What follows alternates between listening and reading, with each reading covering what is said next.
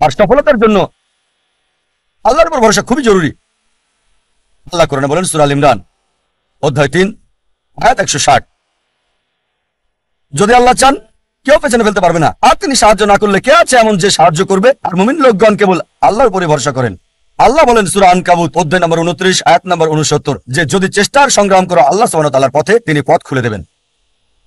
আল্লাহ আরো বলেন সূরা নাহাল অধ্যায় 17 আয়াত 43 এবং সূরা আম্বিয়া অধ্যায় 21 আয়াত 7, ফাসআলু আহলে যিকরি ইন কুনতুম লা তা'লামুন। যদি তোমরা না জানো তাকে জিজ্ঞেস করো যে জানে, তার কাছে যার জ্ঞান আছে। তাই সফলতার জন্য প্রথম আল্লাহর উপর ভরসা, দ্বিতীয় হচ্ছে চেষ্টা করা, সাধনা করা আল্লাহ সুবহানাহু ওয়া তাআলার পথে, তৃতীয় হচ্ছে যে জানে তাকে জিজ্ঞেস করা। পরিকল্পনাটাও জরুরি, গন্তব্য থাকাটাও জরুরি। আর আমরা যখন পড়ে দেখি ম্যানেজমেন্ট গুরু বই, অনেক গন্তব্য নির্ধারিত আর সেটা তারা দিয়েছে।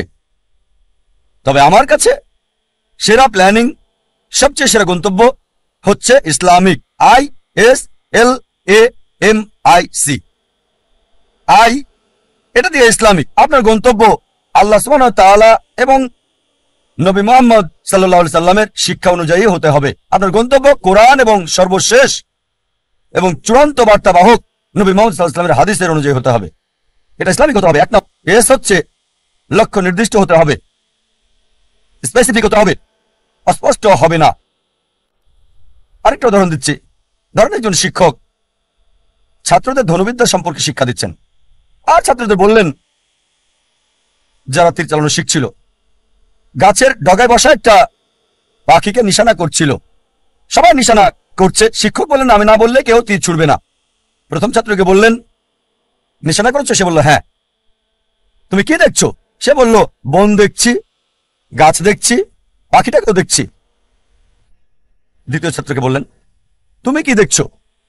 সে বলল স্যার গাছটা দেখছি, গাছের ডাল দেখছি, আর পাখিটাকেও দেখছি।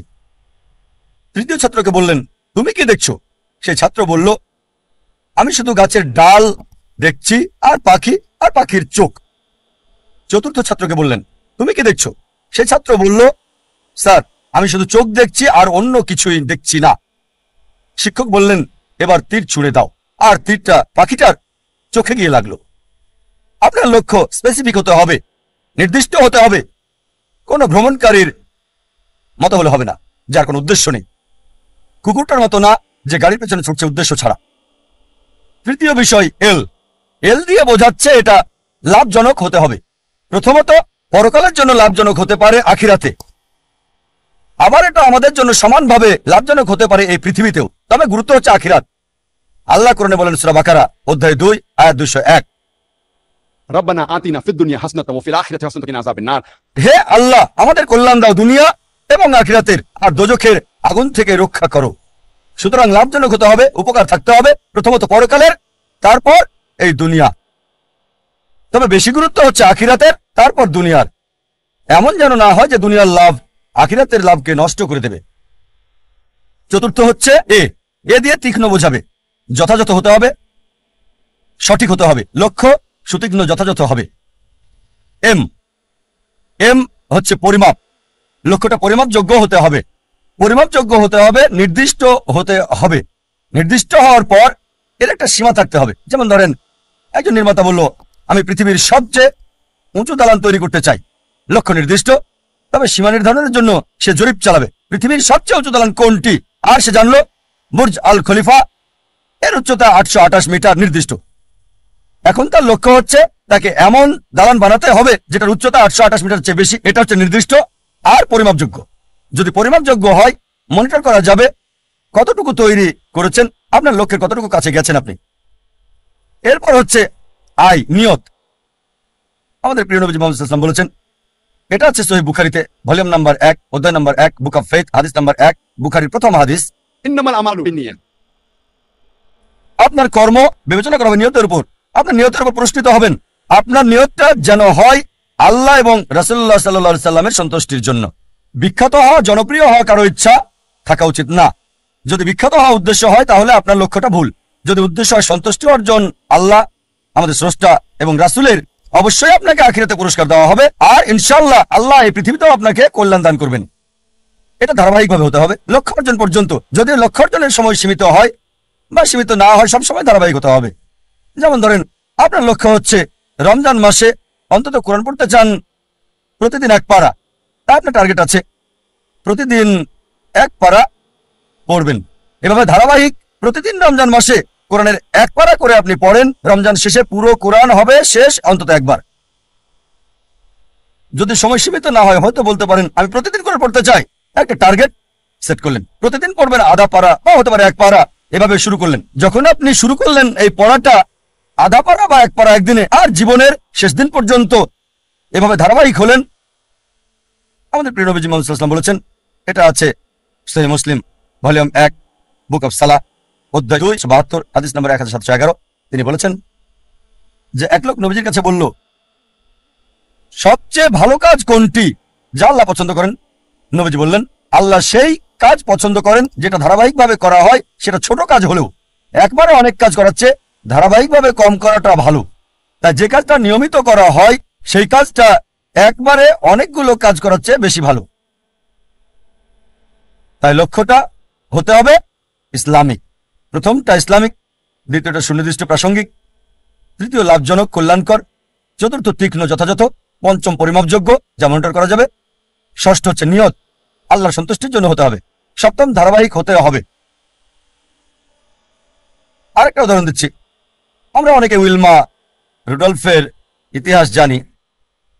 উইলমা রুডলফ একজন মেয়ে যে শৈশব থেকেই ভয়ানক রোগ পোলিওতে আক্রান্ত ছিল। ডাক্তার তার পায়ে ব্রেস লাগিয়ে রাখত। ডাক্তার বলল, এই মেয়ে কখনোই হাঁটতে পারবে না। তার মা তাকে উৎসাহ দিত আর বলতো, উইলমা তুমি যা করতে চাও তাই তুমি করতে পারো। এভাবে মা মেয়েকে উৎসাহ দিত। উইলমার বয়স যখন 9, তখন পায়ের ব্রেস খুলে ফেলে সে পৃথিবীর দ্রুততম মানবী হতে চায়।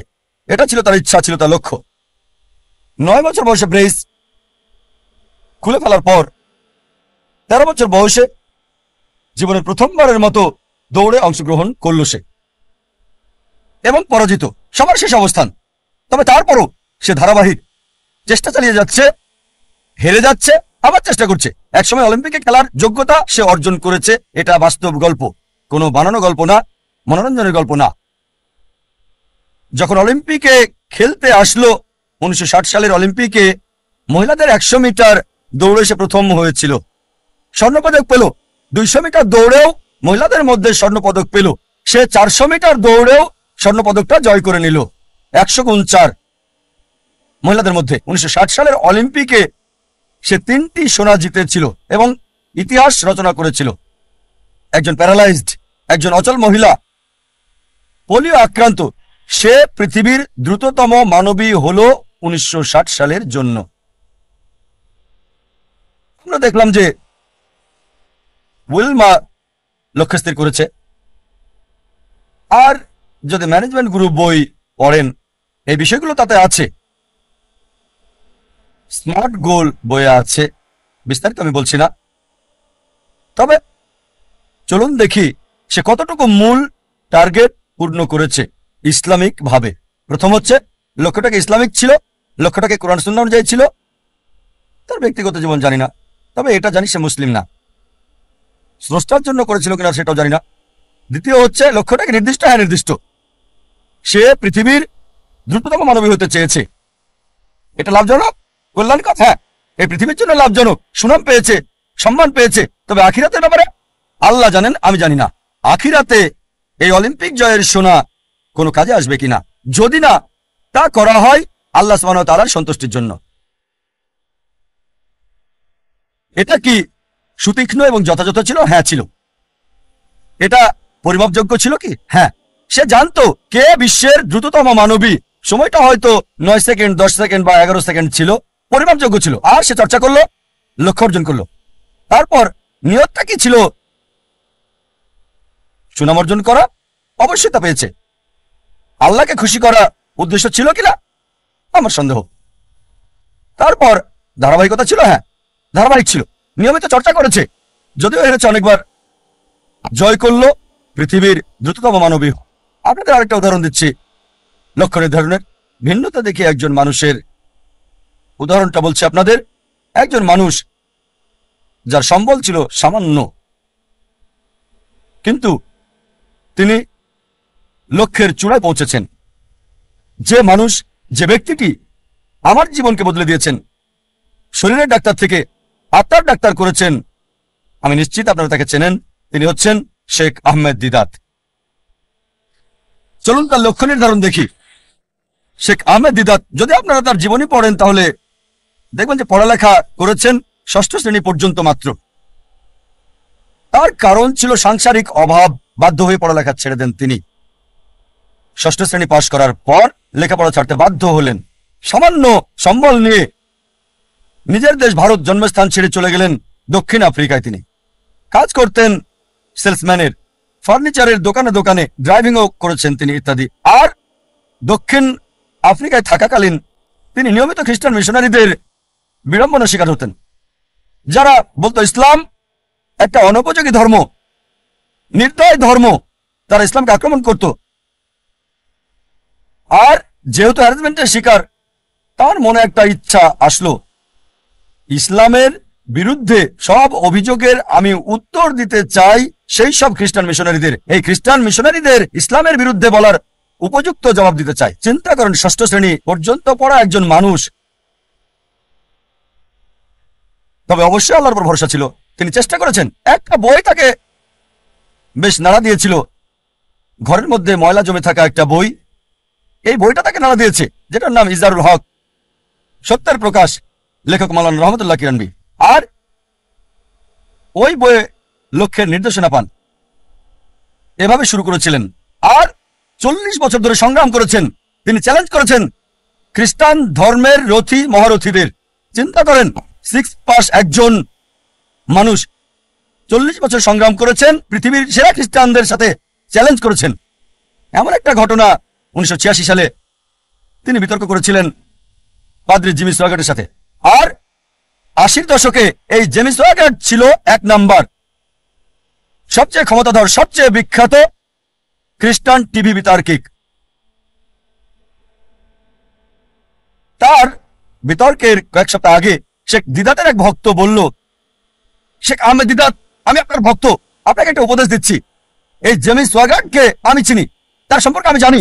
তার সাথে বিতর্ক করবেন না, আপনাকে হাসি পাত্র বানাবে আর ফু দিয়ে উড়িয়ে দেবে। চিন্তা করেন, একজন ভক্ত আহমেদ দিদাতকে উপদেশ দিচ্ছে জেমি সোয়াগার্টের সাথে ডিবেট না করার জন্য। আমি তাকে চিনি, আপনাকে হাসি পাত্র বানাবে আর ফু দিয়ে উড়িয়ে দেবে।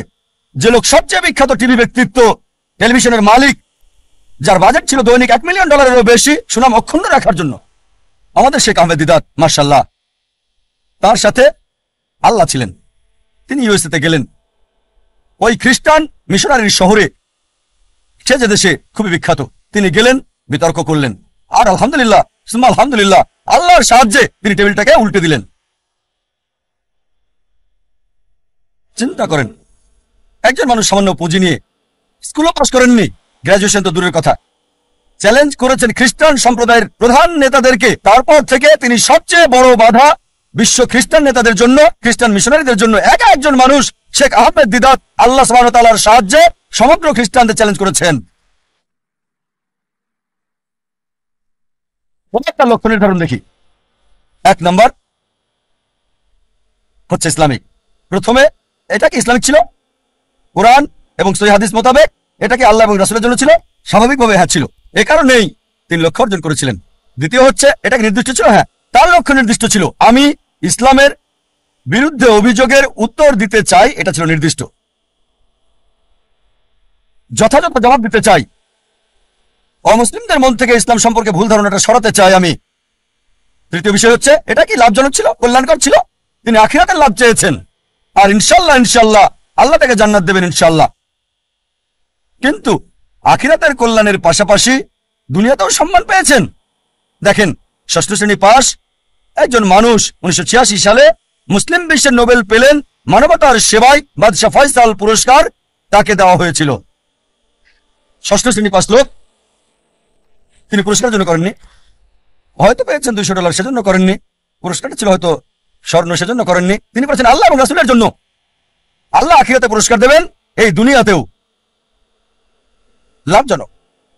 তারপর এটা কি তীক্ষ্ণ ছিল, যথাযথ ছিল? খুবই তীক্ষ্ণ, যথাযথ সময়ে তার কৌশল সবকিছু যথাযথ ছিল। যখন খ্রিস্টান মিশনারিরা মুসলিমদের বদনাম করত, আমাদের অবস্থান ছিল যখন একেবারে নিচে।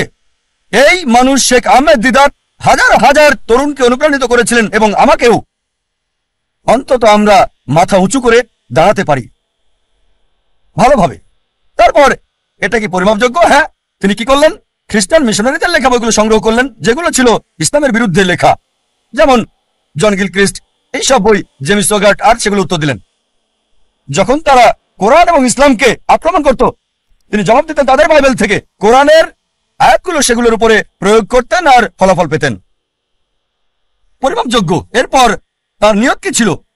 বিখ্যাত হওয়া নিয়ত ছিল না, বাদশাহ ফয়সাল পুরস্কার পাওয়াটা উদ্দেশ্য ছিল না। নিয়ত ছিল আল্লাহ এবং তার রাসূলের সন্তুষ্টি অর্জন।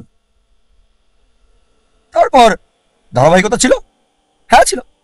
চিন্তা করেন, তিনি সংগ্রাম করেছেন 40 বছর। তার ইতিহাস পড়লে দেখবেন তার অফিসটা ছিল ছোট্ট একটা ঘর।